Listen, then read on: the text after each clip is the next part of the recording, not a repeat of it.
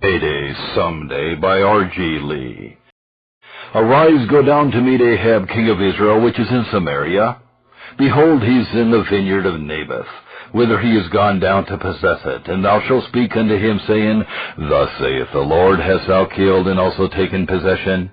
And shalt thou speak unto him, saying, Thus saith the Lord, In the place where dogs lick the blood of Naboth shall dogs lick thy blood, even thine.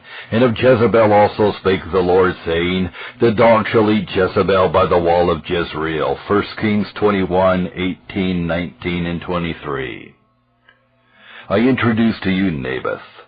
Naboth was a devout Israelite who lived in the town of Jezreel. Naboth was a good man. He abhorred that which is evil. He clave to that which is good. He would not dilute the stringency of his personal piety for any profit in money. He would not change his heavenly principles for loose expediencies. And this good man, who loved God, his family, and his nation, had a little vineyard which was close by the summer palace of Ahab the king, a palace unique in its splendor as a first palace inlaid with ivory. This little vineyard had come to Naboth as a cherished inheritance from his forefathers, and all of it was dear to his heart. I introduce to you Ahab, the vile human toad who squatted upon the throne of his nation, the worst of Israel's kings. King Ahab had command of a nation's wealth and of a nation's army, but he had no command of his lusts and appetites. Ahab wore rich robes, but he had a sinning and wicked and troubled heart beneath them. He ate the finest food the world could supply, and his food was served to him in dishes splendid by servants obedient to his every beck and nod, but he had a starved soul. He lived in palaces sumptuous within and without, yet he tormented himself for one bit of land more. Ahab was a king with a throne and a crown and a scepter, yet he lived nearly all of his life under the thumb of a wicked woman, a tool in her hands. Ahab pilloried himself in the contempt of all God-fearing men as a mean and selfish rascal who was a curse of his country. The Bible introduces him to us in words more appropriate than these when it says, But there was none like unto Ahab, which did sell himself to work wickedness in the sight of the Lord, whom Jezebel his wife stirred up. And he did very abominably in following idols, according to all things as did the Amorites, whom the Lord cast out before the children of Israel. And Ahab made a grove, and Ahab did more to provoke the Lord God of Israel to anger than all the kings of Israel that were before him. 1 Kings 21:25 and 26 and 16:33. I introduce to you Jezebel, daughter of Ethbaal, king of Tyre, 1 Kings 16:31, and wife of Ahab, the king of Israel, a king's daughter and a king's wife, the evil genius at once of her dynasty and of her country. Infinitely more daring and reckless was she in her wickedness than was her wicked husband. Masterful, indomitable, implacable, a devout worshipper of Baal, she hated anyone and everyone who spoke against or refused to worship her pagan god. As blunt in her wickedness and as brazen in her lewdness was she as Cleopatra, fair sorceress of the Nile. She had all the subtle and successful scheming of Lady Macbeth and all the adulterous desire and treachery of Potiphar's wife. Genesis 39:7-20, all the boldness of Mary Queen of Scots, all the cruelty and whimsical imperiousness of Catherine of Russia, all the devilish infamy of a Madame Pompadour, and doubtless all the fascination of personality of a Josephine of France. Most of that which is bad in all evil women found expression through this painted viper of Israel. She had that rich endowment of nature which a good woman ought always to dedicate to the service of her day and generation. But alas, this idolatrous daughter of an idolatrous king and of an idolatrous people, engaging with her maidens in worship unto Ashtoreth, the personification of the most forbidding obscenity, uncleanness, and sensuality, became the evil genius who wrought wreck, brought blight, and devised death. She was a beautiful and malicious adder coiled upon the throne of the nation. I introduce to you Elijah the Tishbite, prophet of God, at a time when by tens of thousands of people had forsaken God's covenants, thrown down God's altars, slain God's prophets with the sword, 1 Kings 19:10. The prophet, knowing much of the glorious past of the now apostate nation, must have been filled with horror when he learned of the rank heathenism, fierce cruelties, and reeking licentiousness of Ahab's idolatrous capital. Holy anger burned within him like an unquenchable Vesuvius. He wore the roughest kind of clothes, but he had underneath these clothes a righteous and courageous heart. He ate bird's food and widow's fare, but he was a great physical and spiritual athlete. He was God's tall cedar that wrestled with the paganistic cyclones of his day without bending or breaking. He was God's granite wall that stood up and out against the rising tides of the apostasy of his day.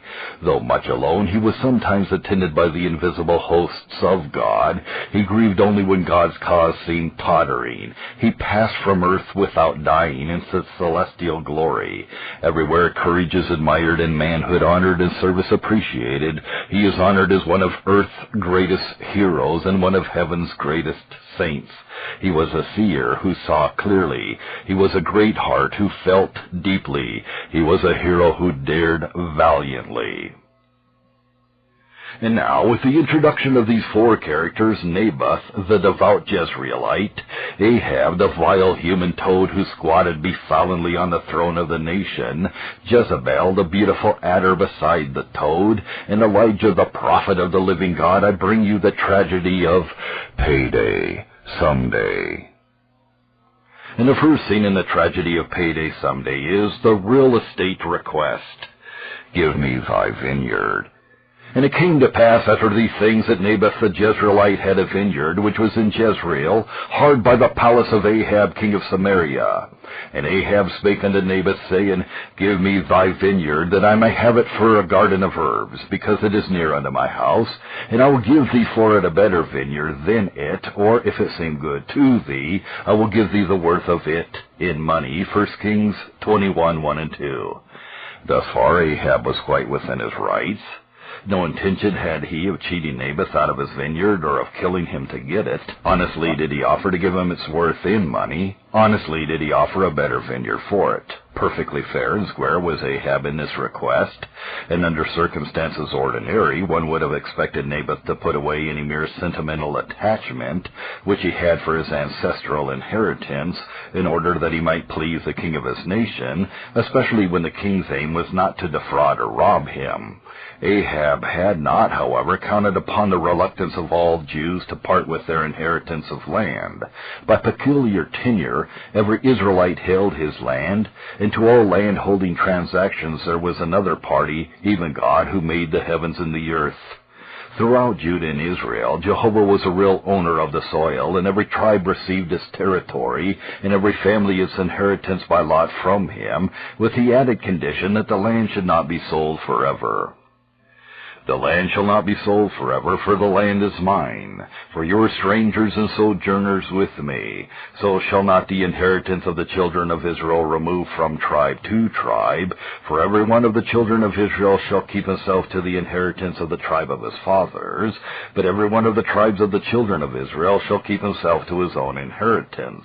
Leviticus 25:23 and Numbers 36:7 and 9. Thus we see that the permanent sale of the paternal inheritance was forbidden by law. Ahab forgot, if he had ever really known it, that for Naboth to sell for money, or to swap for a better vineyard, his little vineyard, which seemed to that good man like a denial of his allegiance to the true religion, when Jubilee restoration was neglected in such idolatrous times.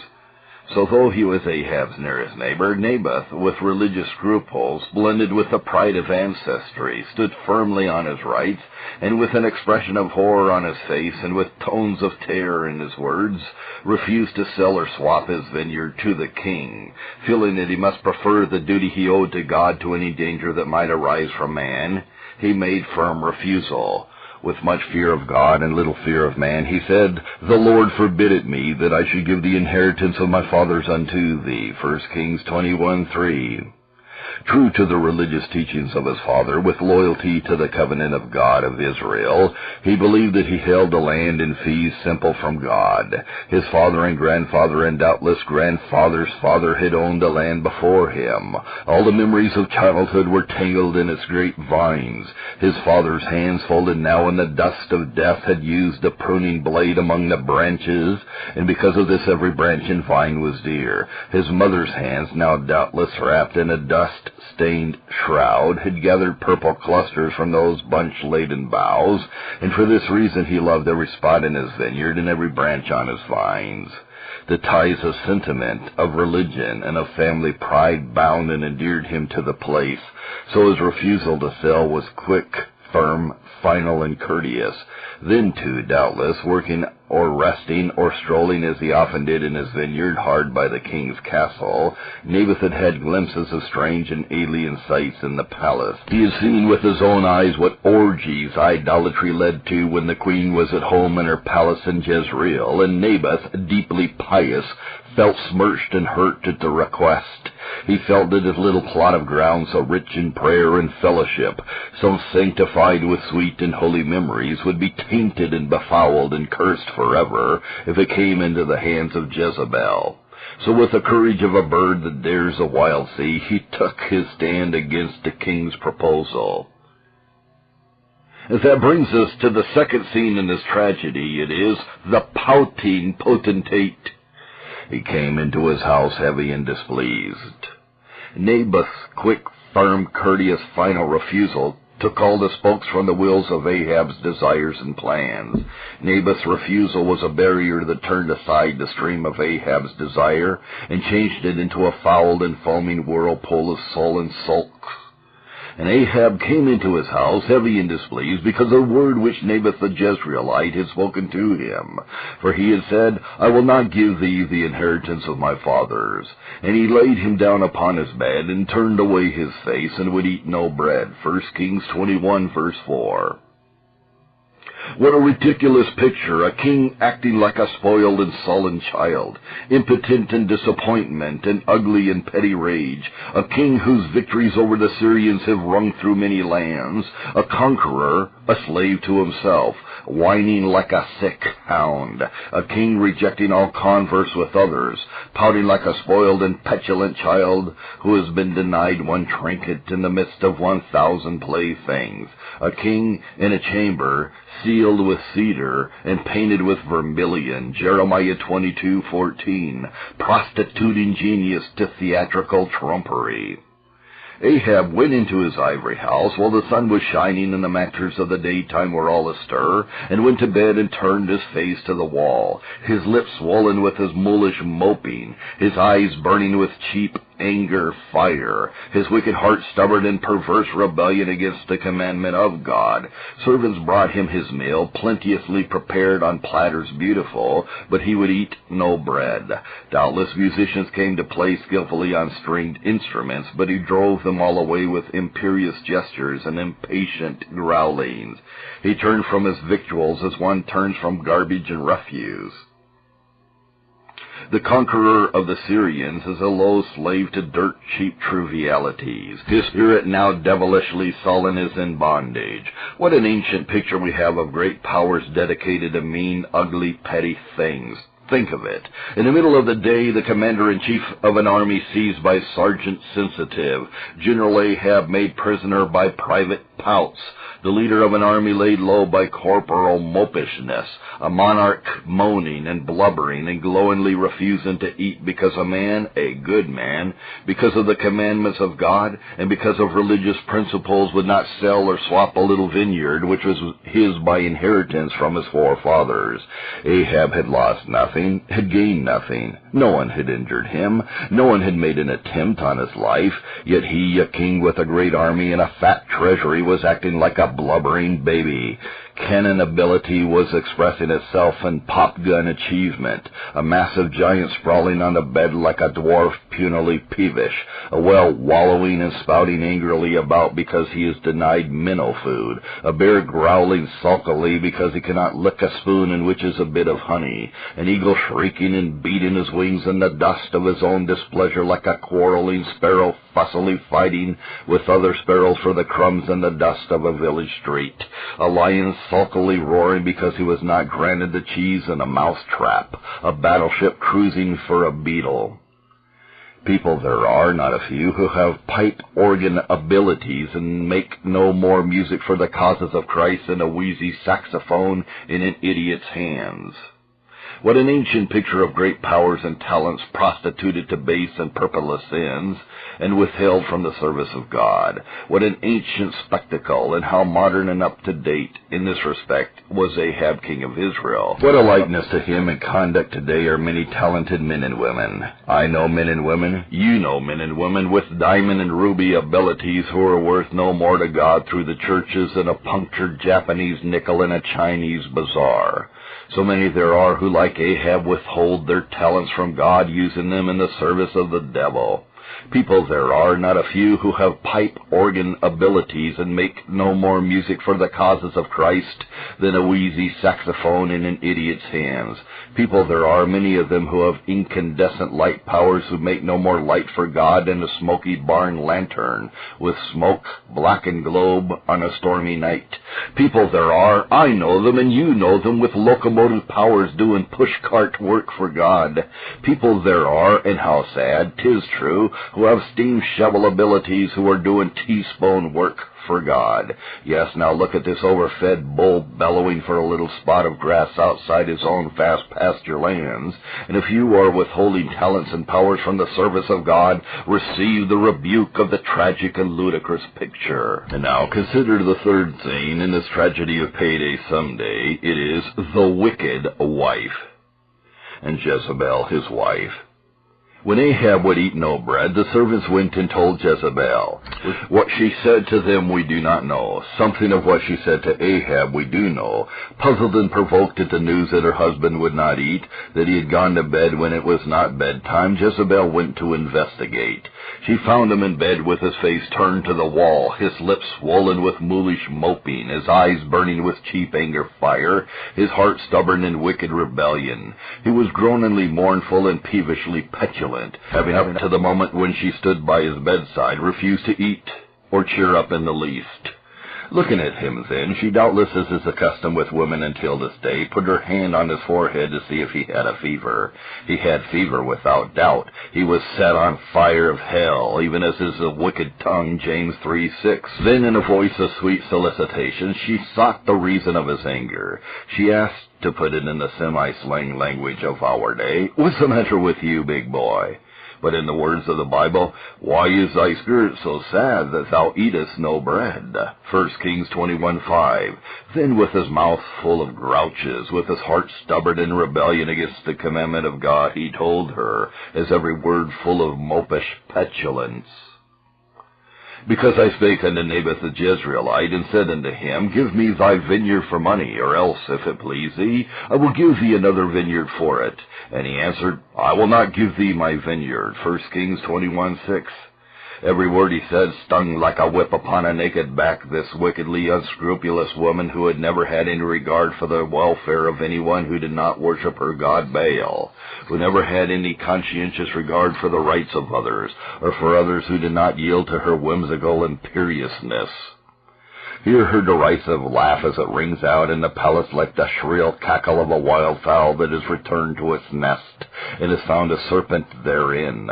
With her tongue sharp as a razor she prods Ahab as an ox-driver prods with sharp goad the ox which does not want to press his neck into the yoke, or as one whips with a rawhide a stubborn mule.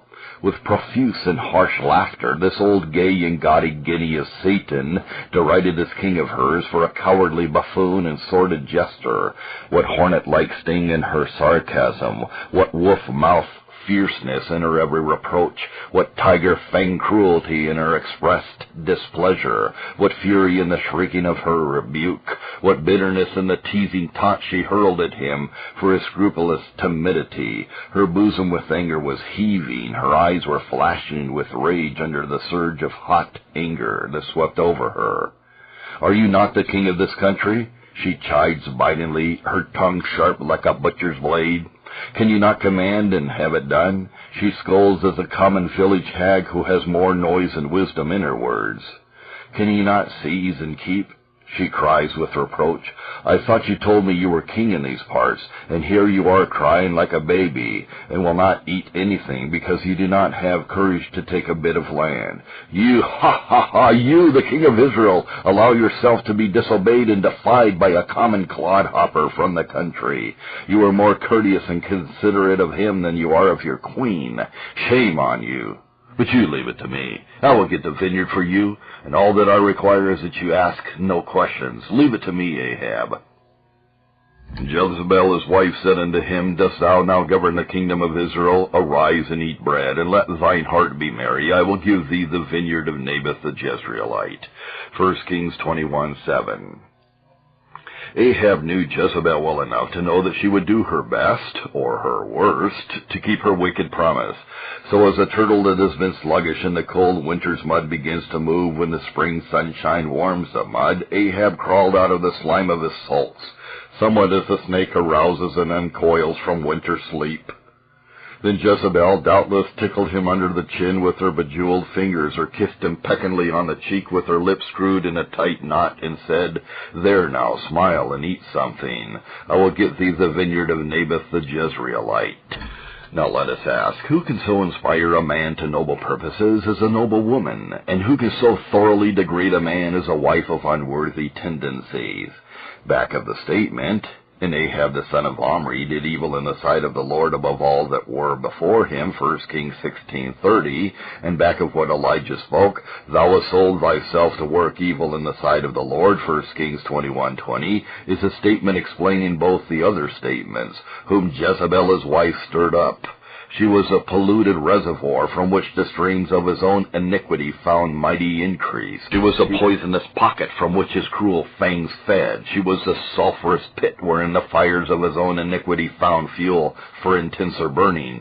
She was a devil's grindstone which furnished sharpening for his weapons of wickedness.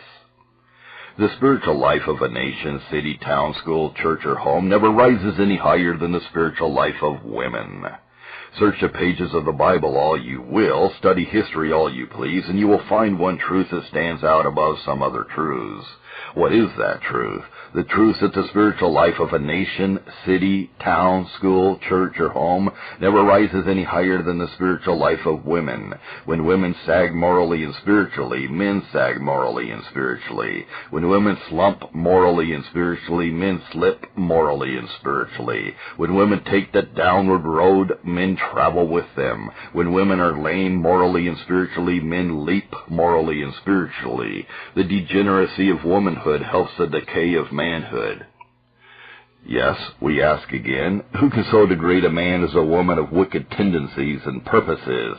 Is not a woman without spiritual religion and love of God in her heart like a rainbow without color, like a poison well from which the thirsty drink, like a heated stove whose heat is infection, like kissing lips spread with deadly poison?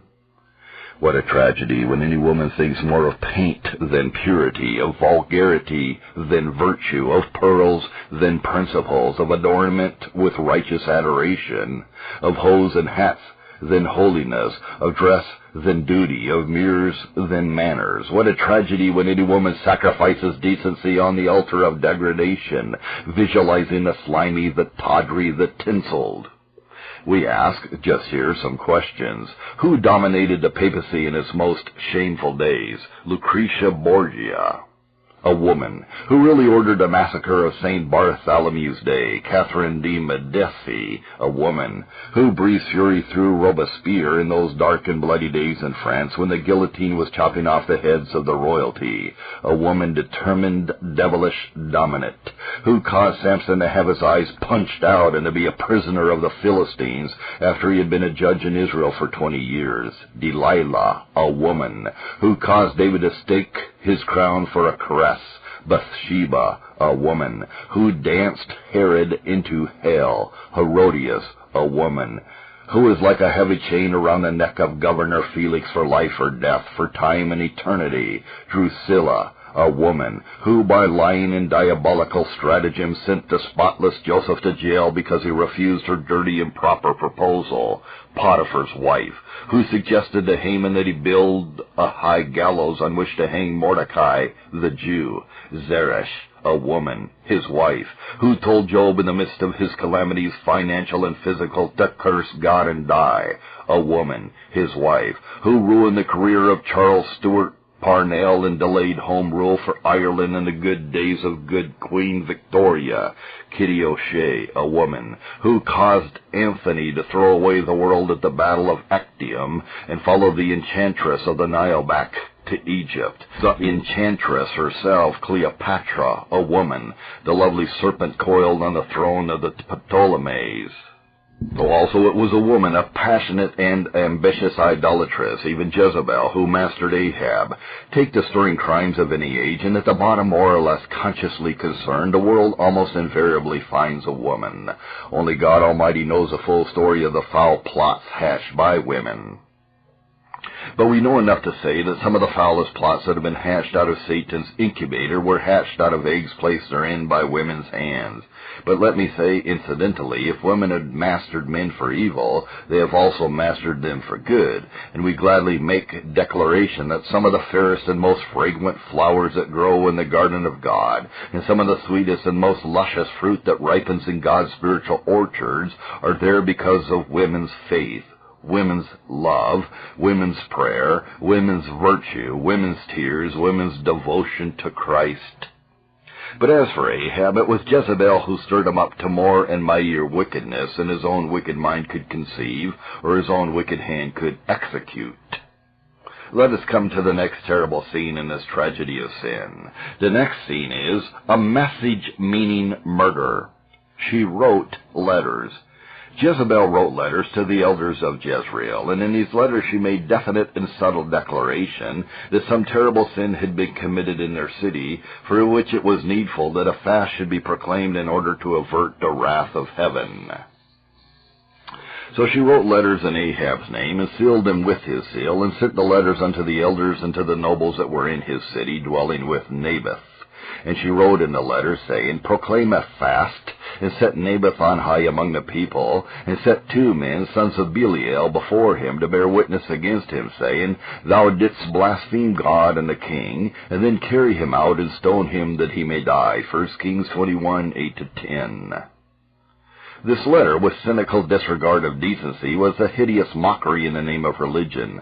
Once get the recusant citizen accused of blasphemy, and by a divine law the property of the blasphemer and rebel went to the crown. Justice, how many traitors to sacred truth have dragged the innocent to destruction?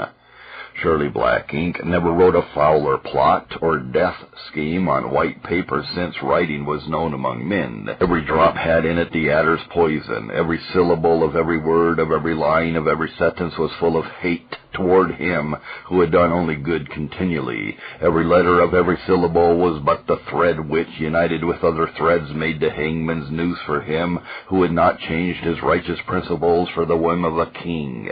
The whole letter was a diabolical death warrant. The letters being written must be sealed, and the sealing was done, as all these manners of letter writing and sealing were done, by rubbing ink on the seal, moistening the paper, and pressing the seal thereon. And when Jezebel had finished with her iniquitous pen, she asked Ahab for his signet ring. With that ring she affixed the royal seal. She sealed the letters with Ahab's ring, 1 Kings 21:8. When Ahab gave it to her, he knew it meant crime of some sort, but he asked no questions. Moreover, Jezebel's deeds showed that when she went down to market, as it were, she would have in her basket a nice vineyard for her husband when she returned. She said to herself, This man Naboth has refused my honorable lord on religious grounds, and by all the gods of Baal I will get him, yet on these very same grounds. She understood perfectly the passion of a devout Jew for a public fast, and she knew that nothing would keep the Jews away. Every Jew and every member of his household would be there.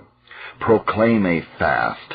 Fasting has ever been a sign of humiliation before God, of humbling oneself in the dust before the high and lofty one that inhabiteth eternity. The idea in calling for a fast was clearly to declare that the community was under the anger of God on account of a grave crime committed by one of its members, which crime is to be exposed and punished. Then, too, the fast involved a cessation of work, a holiday, so that the citizens would have time to attend the public gathering. Set Naboth on high. On high meant before the bar of justice, not in the seat of honor.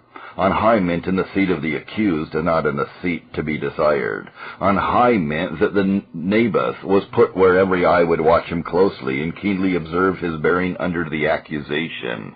And set two men, base fellows, before him. How illegal she was in bringing about his death in a legal way, for the law required 2 witnesses in all cases where the punishment was death.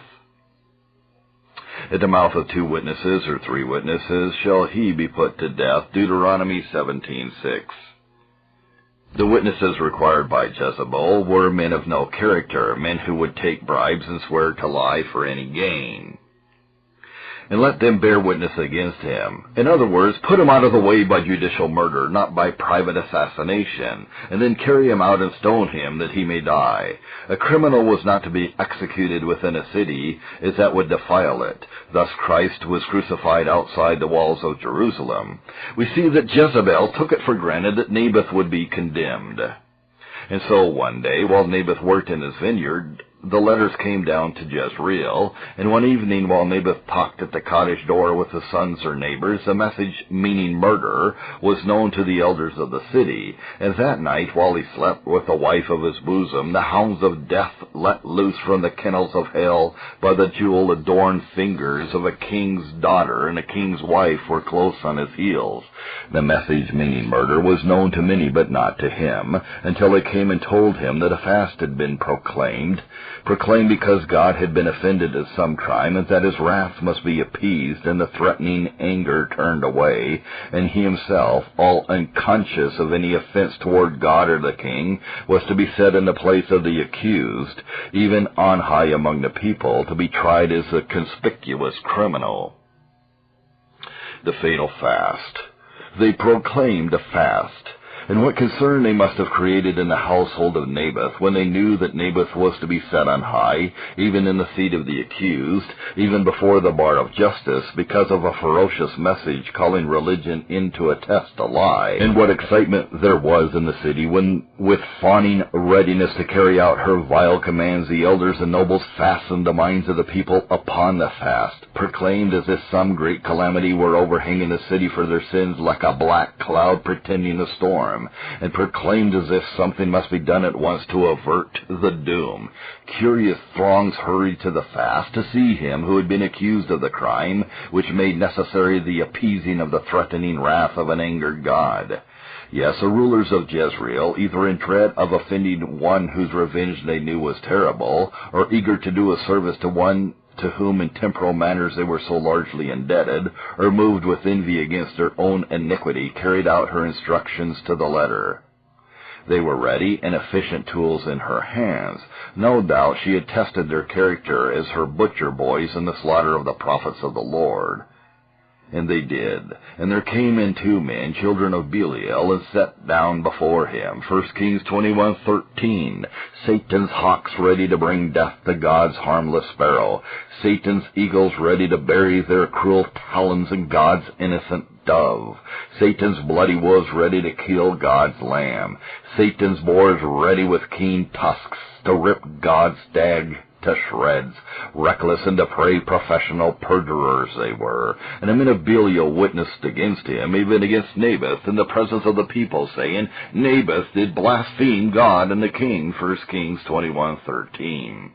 When strong hands jerked Naboth out of the seat of the accused, doubtless muttering curses a while, they dragged him out from among the throngs of people, while children screamed and cried, while women shrieked in terror, while men moved in confusion and murmured in consternation.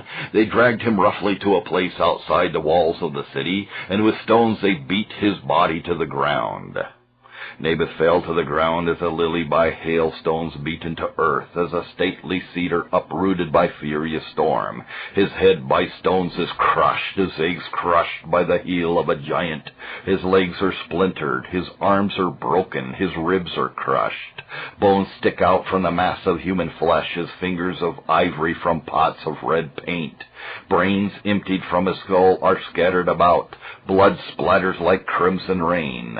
Naboth's eyes roll in sockets of blood. His tongue between broken jaws becomes steel. His mauled body becomes at last steel. His last gasp is a sigh. Naboth is dead.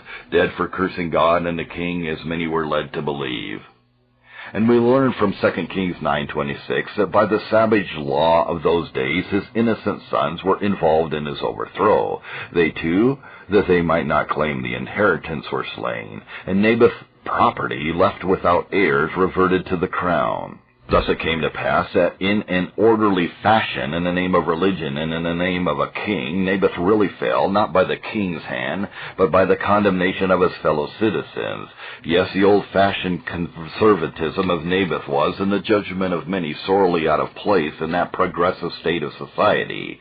No doubt Naboth's righteous austerity had made him extremely unpopular in many ways in progressive Jezreel. And since Jezebel carried out her purpose in a perfectly legal and orderly way and in a wonderfully democratic manner, we see a fine picture of autocracy working by democratic methods. And when these loyally patriotic citizens of Jezreel had left the bodies of Naboth and his sons to be devoured by the wild dogs, which prowled after nightfall in and around the city, they sent and told Queen Jezebel that her orders had been bloodily and completely obeyed. Then they sent to Jezebel, saying, Naboth is stoned and is dead, 1 Kings 21:14. I do not know where Jezebel was when she received the news of Naboth's death. Maybe she was out on the lawn watching the fountain splash. Maybe she was in the sun parlor or somewhere listening to the musicians thrum on their instruments. But if I judge this painted human viper by her nature, I say she received the tragic news with devilish delight, with jubilant merriment. What was it to her that yonder over 20 miles away sat a little woman who the night before had her husband, but who now washed his crushed and ghastly face with her tears? What did it matter to her that in Jezreel only yesterday her sons ran to her at her call, but today were mangled to death? What did it matter to her that outside the city walls the dogs licked the blood of a godly husband? What mattered it to her that Jehovah God had been defied, his commandments broken, his altar splattered with pagan mud, his holy name profane? What mattered it to her that the worship of God had been dishonored? What did she care if a wife tragically widowed by murder walked life's way in loneliness? What did she care that there was lamentation and grief and great mourning, Rachel weeping for her children because they were not?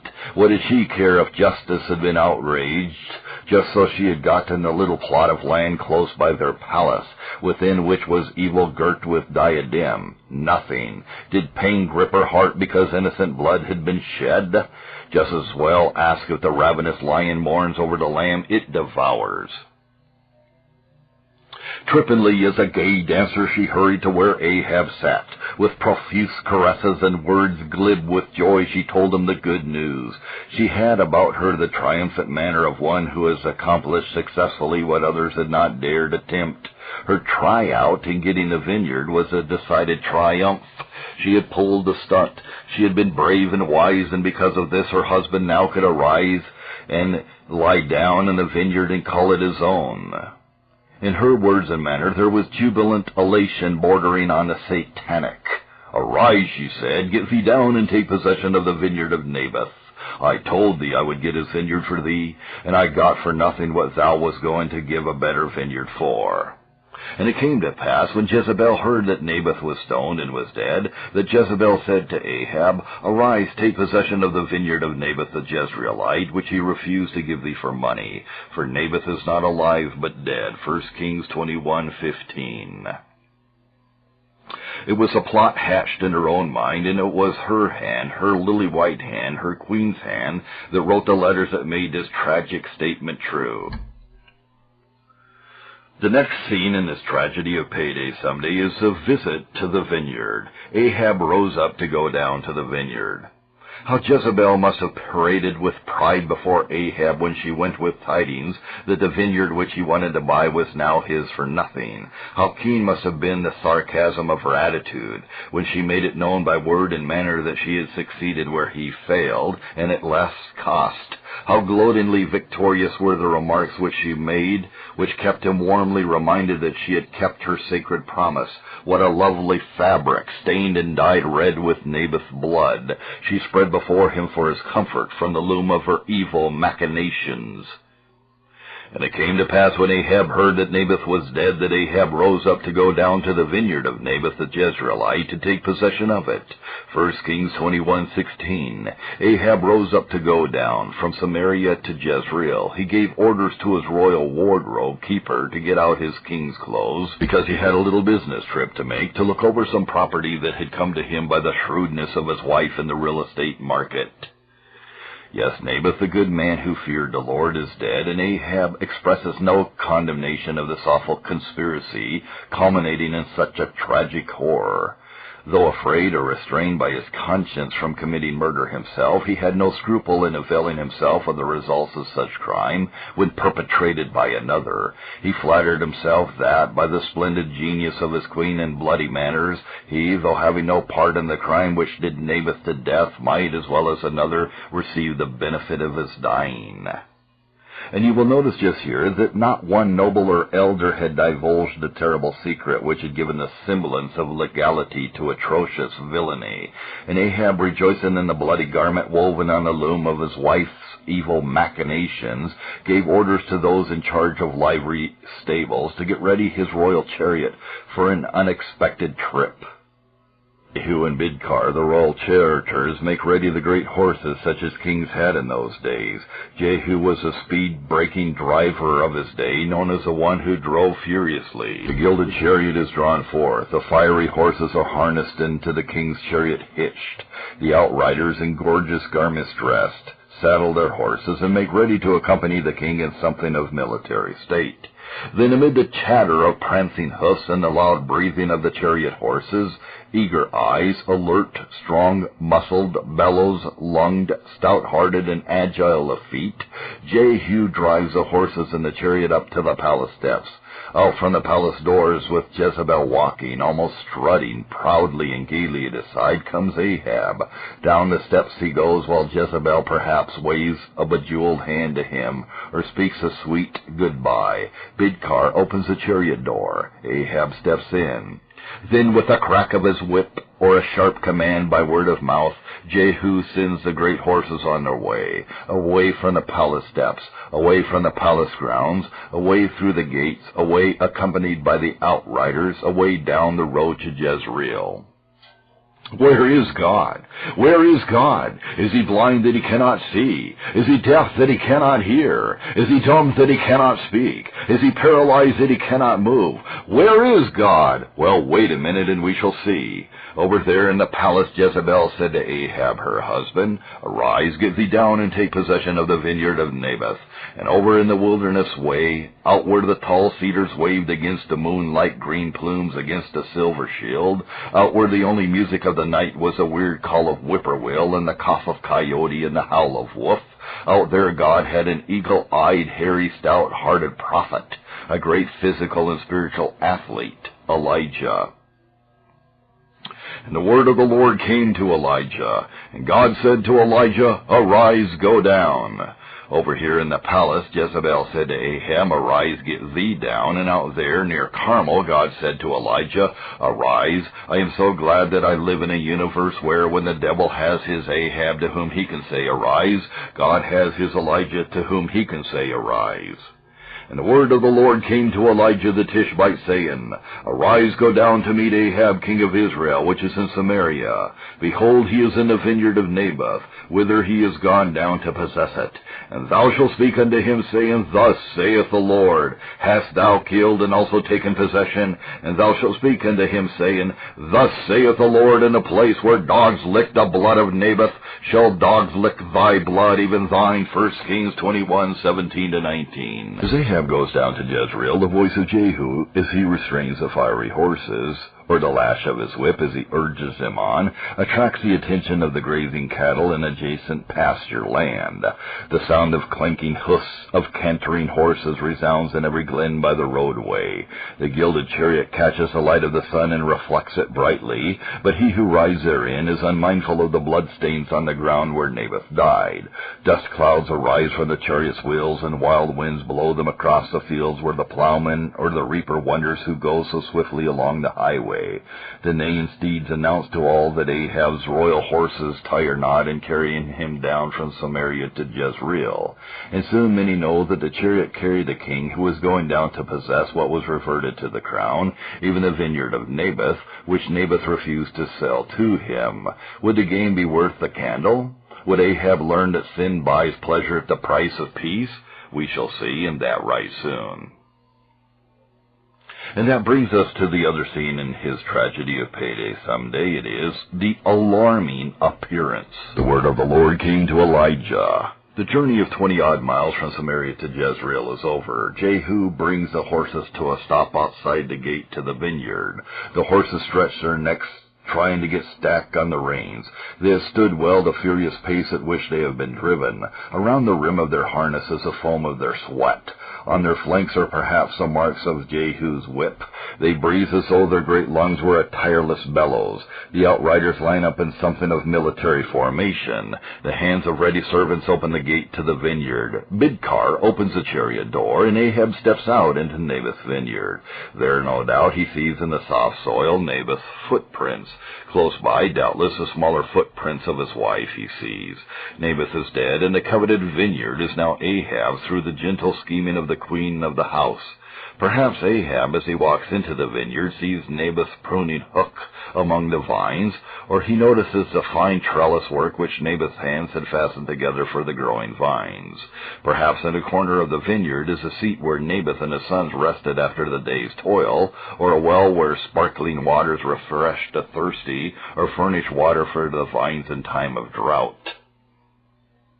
Ahab walks around his newly gotten vineyard. The rows of vines glisten in the sunlight. Maybe a breeze moves the leaves on the vines. Ahab admires trellis and cluster. As he walks, he plans how he will have the royal gardener to pull up those vines and plant cucumbers, squash, garlic, onions, cabbage, and other vegetables, that he may have his garden of herbs. And while Ahab strolls among the vines that Naboth tended, what is it that appears? Snarling wild boasts? No. Black clouds full of threatening storm? No, not that. Flaming lightning which dazzles him? No. War chariots of his ancient enemies rumbling along the road? No. An oncoming flood sweeping things before it? No, not a flood. A tornado boring the earth? No. A huge serpent threatening to encircle him and crush his bone in its deadly coils? No, not a serpent. What then? What alarm Ahab so? Let us follow him and see. Ahab thought Elijah had been cowed and silenced by Jezebel, but now the prophet confronts him with his death warrant from the Lord God Almighty. As Ahab goes walking through the rows of vines, he begins to plan how he will have that vineyard arranged by his royal gardener, how flowers will be here and vegetables yonder and herbs there. As he converses with himself, suddenly a shadow falls across his path. Quick as a flash, Ahab whirls on his heels, and there before him stands Elijah, prophet of the living God. Elijah's cheeks are swarthy, his eye is keen and piercing as coals of fire, his eyes burn with righteous indignation in their sockets, his bosom heaves, his head is held high, his only weapon is a staff, his only robe a sheepskin, and a leather girdle about his loins. Elijah, with suddenness terrifying, stands before Ahab. Ahab had not seen Elijah for 5 years. Ahab thought Elijah had been cowed and silenced by Jezebel, but now the prophet confronts him with his death warrant from the Lord God Almighty. To Ahab there is an eternity of agony in the few moments they stand thus face to face, eye to eye, soul to soul. His voice is hoarse like the cry of a hunted animal. He trembles like a hunted stag before the mouths of fierce hounds. Suddenly his face goes white. His lips quiver. He had gone to take possession of a vineyard, coveted for a garden of herbs, and there he is face to face with righteousness, face to face with honor, face to face with judgment. The vineyard, with the sun shining upon it now, is as black as if it were part of the midnight which is gathered in judgment. Like Poe's raven, his soul from out that shadow shall be lifted nevermore. And Ahab said to Elijah, Hast thou found me, O mine enemy? 1 Kings 21:20. And Elijah, without a tremor in his voice, his eyes burning their way into Ahab's guilty soul, answered, I have found thee, because thou hast sold thyself to work evil in the sight of the Lord. Then with every word a thunderbolt, and every sentence a withering denunciation, Elijah continued, Hast thou killed and also taken possession? Thus saith the Lord, In the place where dogs licked the blood of Naboth shall dogs lick thy blood, even thine. Behold, I will bring evil upon thee, and will take away thy posterity, and will make thine house like the house of Jeroboam the son of Nebat, and like the house of Baasha the son of Ahijah, for the provocation wherewith thou hast provoked me to anger, and made Israel to sin. 1 Kings 21:19 and 21:22. And then plying other words mercilessly like a terrible scourge to the cringing Ahab, Elijah said, And of Jezebel also spake the Lord, saying, The dog shall eat Jezebel by the wall of Jezreel. Him that dieth of Ahab in the city the dog shall eat, and him that dieth in the field shall the fowls of the air eat. 1 Kings 21:23 and 24. And with these words, making Ahab to cower as one cowers and recoils from a hissing adder, finding Naboth's vineyard to be haunted with ghosts, and the clusters thereof to be full of blood, Elijah went his way, as was his custom, so suddenly to appear and so quickly to disappear. Ahab had sold himself for naught, as did Achan for a burial robe and a useless ingot, as did Judas for 30 pieces of silver, which so burned his palms, and so burned his conscience, and so burned his soul that he found relief in the noose at the rope's end. And when Ahab had got back to the chariot to go back to Jezebel, the vile toad who squatted upon the throne to be again with the beautiful adder coiled upon the throne, the hoofs of the horses pounding that road pounded into his guilty soul, Elijah's words, Someday the dogs will lick thy blood. Someday the dogs will eat Jezebel by the ramparts of Jezreel. God has spoken. Would it come to pass? And now we come to the last scene in this tragedy, Payday. Someday it is Payday itself.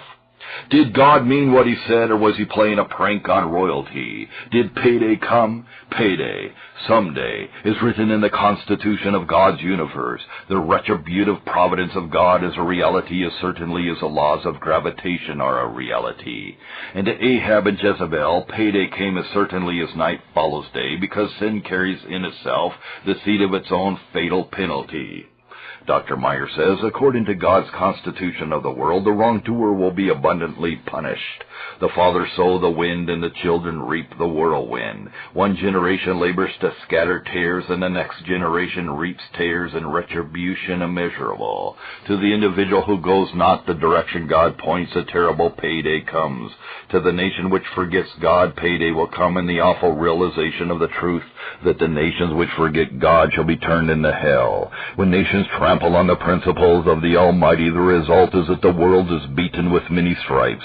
We have seen nations slide into Gehenna, and the smoke of their torment has gone up before our eyes day and night. Ichabod will be written about the church that soft pedals on unpleasant truth, or that stands not unwaveringly for the faith once delivered. To the home that has no room for the Christ, death and grave clothes are certain. Ichabod will be written about the church that soft pedals on unpleasant truth, or that stands not unwaveringly for the faith once delivered. And it will acknowledge its retribution, in that it will become a drifting sepulchre manned by a frozen crew. A man can prostitute God's holy name to profane lips if he will, but he is forewarned as to the payday in the words, the Lord will not hold him guiltless that taketh his name in vain, Exodus 20, verse 7. A man can, if he will, follow the way of some wicked woman, but God leaves him not without warning as to the payday.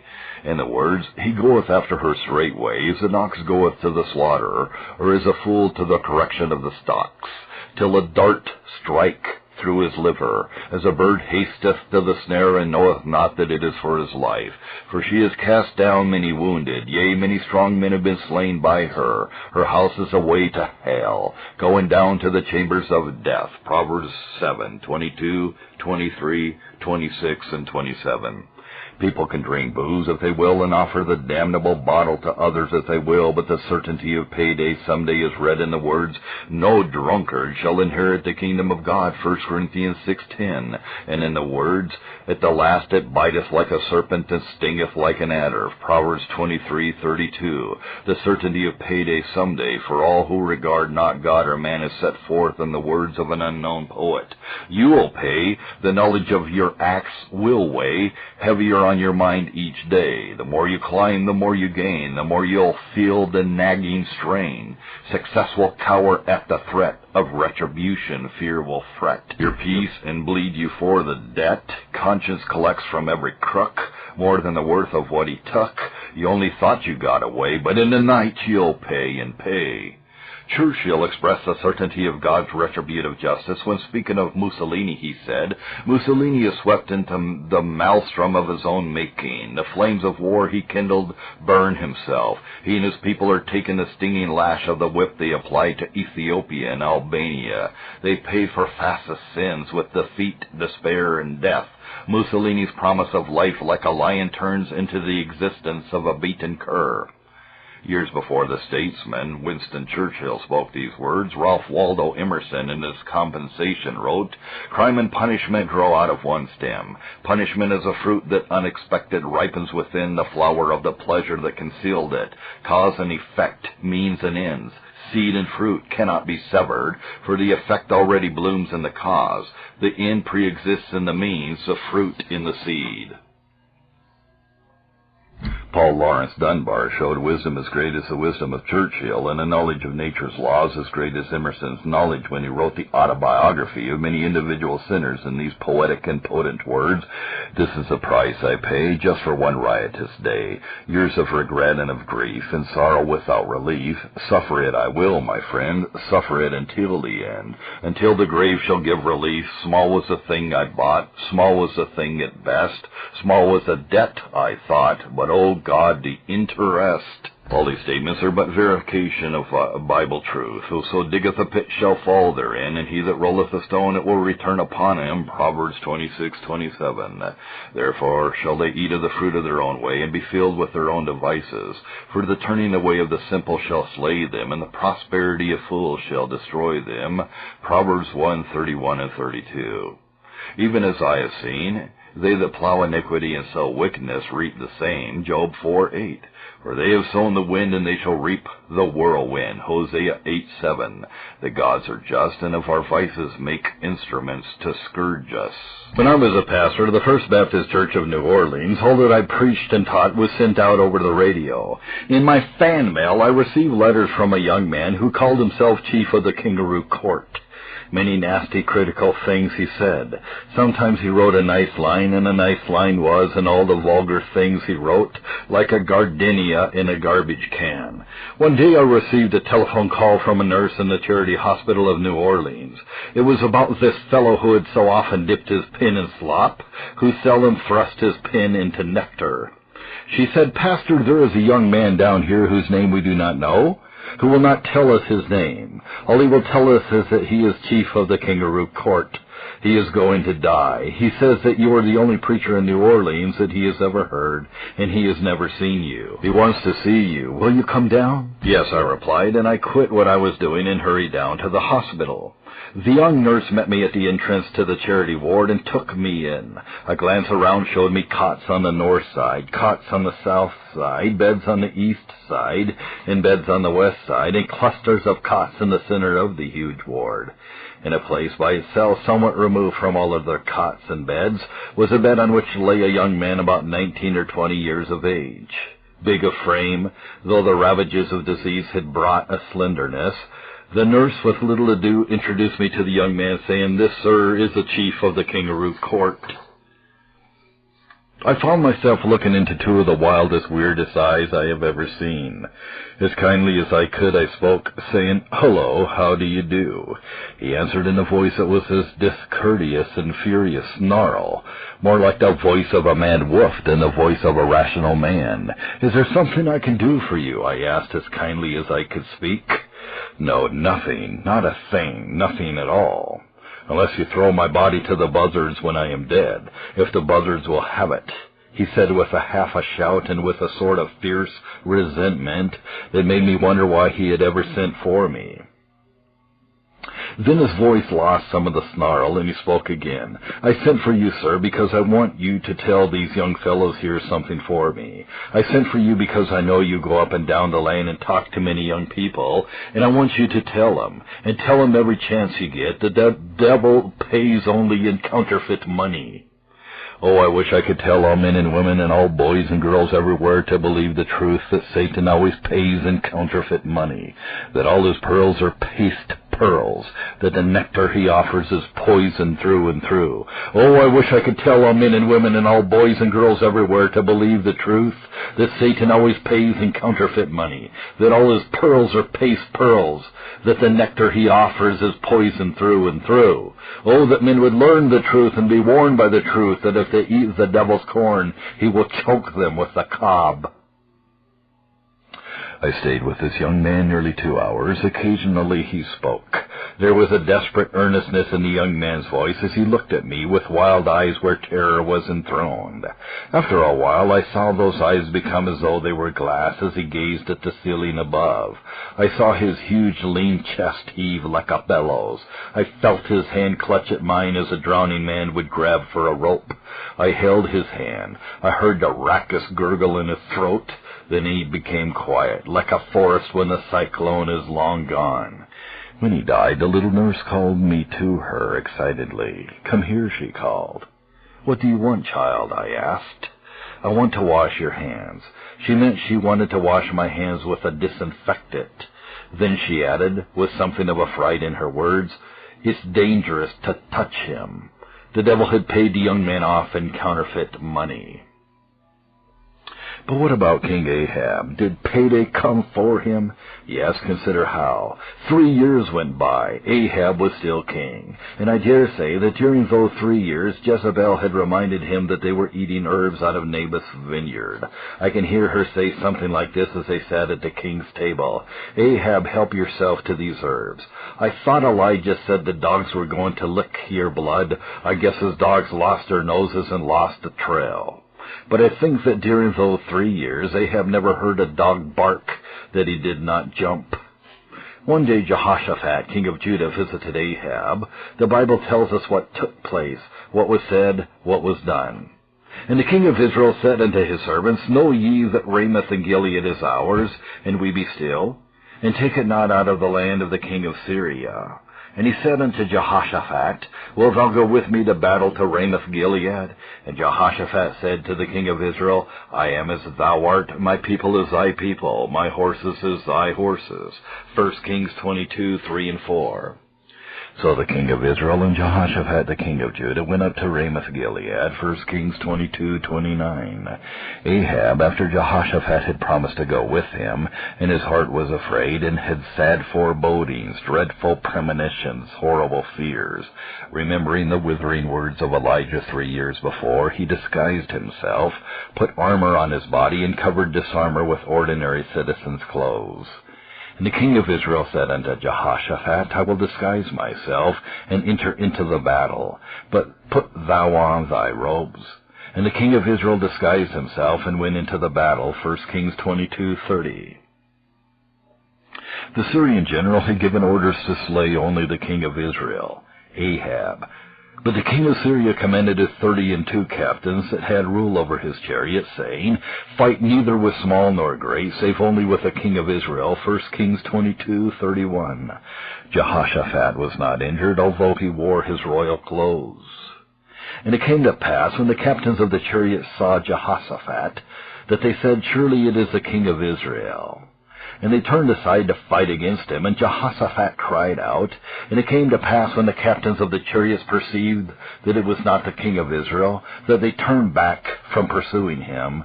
1 Kings 22:32 and 33. While war steeds neighed and war chariots rumbled, and shields clashed on shields, and arrows whizzed, and spears were thrown, and swords were wielded, a death-carrying arrow, shot by an aimless and nameless archer, found a crack in Ahab's armor. And a certain man drew a bow at a venture, and smote the king of Israel between the joints of the harness. Wherefore he said unto the driver of his chariot, Turn thine hand, and carry me out of the host, for I am wounded. And the battle increased that day, and the king was stayed up in his chariot against the Syrians, and died at even. And the blood ran out of the wound into the midst of the chariot. And one washed the chariot in the pool of Samaria, and the dogs licked up his blood, and they washed his armor, according unto the word of the Lord which he spake. 1 Kings 22:34, 35, and 38. Thus we learn that no man can evade God's laws with impunity. All of God's laws are their own executioners. They have strange penalties annexed. Stolen waters are sweet, but every ounce of sweetness makes a pound of nausea. Nature keeps honking pitilessly. Man's credit with her is good, but nature collects, and there is no land to which you can flee and escape her bailiffs. Every day her bloodhounds track down the men and women who owe her. But what about Jezebel? Did her payday come? Yes, after 20 years. After Ahab's death, after the dogs had licked his blood, she virtually ruled the kingdom. But I think that she went into the temple of Baal on occasions and prayed her god Baal to protect her from Elijah's hounds. Elijah had been taken home to heaven without the touch of the death dew upon his brow. Elisha had succeeded him. And Elisha the prophet called one of the children of the prophets, and said unto him, Gird up thy loins, and take this box of oil in thine hand, and go to Ramoth-Gilead. And when thou comest thither, look out there Jehu, the son of Jehoshaphat, the son of Nimshi, and go in, and make him arise up from among his brethren, and carry him to an inner chamber. Then take the box of oil, and pour it on his head, and say, Thus saith the Lord, I have anointed thee king over Israel. Then open the door, and flee, and tarry not. So the young man, even the young man the prophet, went to Ramoth-Gilead. And when he came, behold, the captains of the host were sitting. And he said, I have an errand to thee, O captain. And Jehu said, Unto which? Of all of us? And he said, To thee, O captain. And he arose and went into the house, and he poured the oil on his head, and said unto him, Thus saith the Lord God of Israel, I have anointed thee king over the people of the Lord, even over Israel. And thou shalt smite the house of Ahab thy master, that I may avenge the blood of my servants, the prophets, and the blood of all the servants of the Lord at the hand of Jezebel. And I will make the house of Ahab like the house of Jeroboam the son of Nebat, and like the house of Baasha the son of Ahijah. And a dog shall eat Jezebel in the portion of Jezreel, and there shall be none to bury her. And he opened the door and fled. 2 Kings 9:1 and 7:9 and 10. Jehu was just a man for such an occasion, furious in his anger, rapid in his movements, unscrupulous, yet zealous to uphold the law of Moses. Then Jehu came forth to the servants of his Lord, and one said unto him, Is all well? Wherefore came this mad fellow to thee? And he said unto them, Ye know the man and his communication. And they said, It is false. Tell us now. And he said, Thus and thus spake he to me, saying, Thus saith the Lord, I have anointed thee king over Israel. Then they basted and took every man his garment, and put it under him on the top of the stairs, and blew with trumpets, saying, Jehu is king. 2 Kings 9:11-13. Mounting his chariot, commanding and taking with him a company of most reliable soldiers, furiously did he drive nearly 60 miles to Jezreel. So Jehu rode in a chariot and went to Jezreel, for Joram lay there. And Ahaziah king of Judah was come down to see Joram. And there stood a watchman on the tower in Jezreel, and he spied the company of Jehu as he came, and said, I see a company. And Joram said, Take an horseman, and send to meet them, and let him say, Is it peace? So there went one on horseback to meet him, and said, Thus saith the king, Is it peace? And Jehu said, What hast thou to do with peace? Turn thee behind me. And the watchman told, saying, The messenger came to them, but he cometh not again. Then he sent out a second on horseback, which came to them, and said, Thus saith the king, Is it peace? And Jehu answered, What hast thou to do with peace? Turn thee behind me. And the watchman told, saying, He came even unto them, and cometh not again. And the driving is like the driving of Jehu the son of Nimshi, for he drives furiously. And Joram said, Make ready. And his chariot was made ready. And Joram king of Israel, and Ahaziah king of Judah, went out, even to his chariot. And they went out against Jehu, and met him in the portion of Naboth the Jezreelite. And it came to pass, when Joram saw Jehu, that he said, Is it peace, Jehu? And he answered, What peace, so long as the whoredoms of thy mother Jezebel and her witchcrafts are so many? And Joram turned his hands and fled, and said to Ahaziah, There is treachery, O Ahaziah. And Jehu drew a bow with his full strength, and smote Jehoram between his arms, and the arrow went out at his heart, and he sunk down in his chariot. Then said Jehu to Bidkar, his captain, Take up and cast him in the portion of the field of Naboth the Jezreelite, for remember how that, when I and thou rode together after Ahab his father, the Lord laid this burden upon him. Surely I have seen yesterday the blood of Naboth and the blood of his sons, saith the Lord, and I will requite thee in this place, saith the Lord. Now therefore take and cast him into the plot of ground, according to the word of the Lord. 2 Kings 9:16-26. And when Jehu was come to Jezreel, Jezebel heard of it. Pause. Who is Jehu? He is the one who 20 years before the events of this chapter, from which we quote, rode down with Ahab to take Naboth's vineyard, the one who throughout those 20 years never forgot those withering words of terrible denunciation which Elijah spoke. And who is Jezebel? Oh, the very same who wrote the letters and had Naboth put to death. And what is Jezreel? The place where Naboth had his vineyard, and where Naboth died, his life pounded out by stones in the hands of ruffians. And when Jehu was come to Jezreel, Jezebel heard of it, and she painted her face and tired her head, and looked out at a window. Just here I think of what the poet Leslie Savage Clark wrote. From the palace casement she looked down, queenly, scornful, proud, and watched with cold, indifferent eyes a weary, ragged crowd. Of the wage of sin she never thought, nor that a crown might fall, nor did she note the hungry dogs skulking along the wall. And as Jehu the new king by the will and word of the Lord entered in at the gate, she asked, Had Zimri peace who slew his master? And Jehu lifted up his face to the window and said, Who is on my side? Who? And there looked out to him 2 or 3 eunuchs, and he said, Throw her down. 2 Kings 9:30-33. These men put their strong men's fingers into her soft feminine flesh and picked her up, tired head and all, painted face and all, bejeweled fingers and all, silken skirts and all, and threw her down. Her body hit the street and burst open. Some of her blood splattered on the legs of Jehu's horses, dishonoring them. Some of her blood splatters on the walls of the city, disgracing them. And Jehu drove his horses and chariot over her. There she lies, twisting in death agony in the street. Her body is crushed by the chariot wheels. On her white bosom are the black crescent shapes of horses' hoofs. She is hissing like an adder in the fire. Jehu drove away and left her there. And when he was come in, he did eat and drink, and said, Go, see now this cursed woman, and bury her, for she is a king's daughter. And they went to bury her, but they found no more of her than the skull and the feet and the palms of her hands. 2 Kings 9:34-35. God Almighty saw to it that the hungry dogs despised the brains that conceived a plot that took Naboth's life.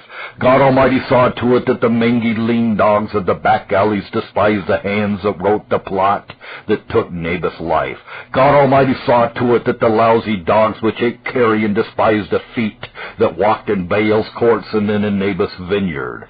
These soldiers of Jehu went back to Jehu and said, We went to bury her, O king, but the dogs had eaten her.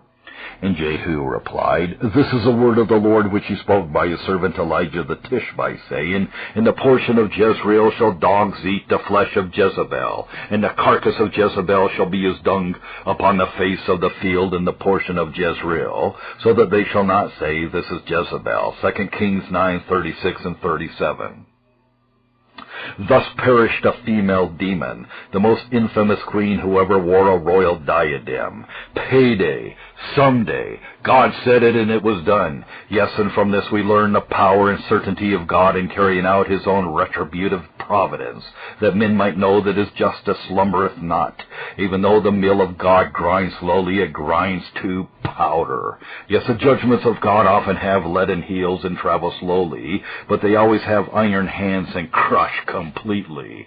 And when I see Ahab fall in his chariot, and when I see the dogs eating Jezebel by the walls of Jezreel, I say, as the Scripture saith, O that thou hadst hearkened to my commandments, then had thy peace been as a river, and thy righteousness as the waves of the sea. Isaiah 48:18. And as I remember that the gains of ungodliness are weighted with the curse of God, I ask you, wherefore do you spend money for that which is not bread, and your labor for that which satisfieth not? Isaiah 55:2.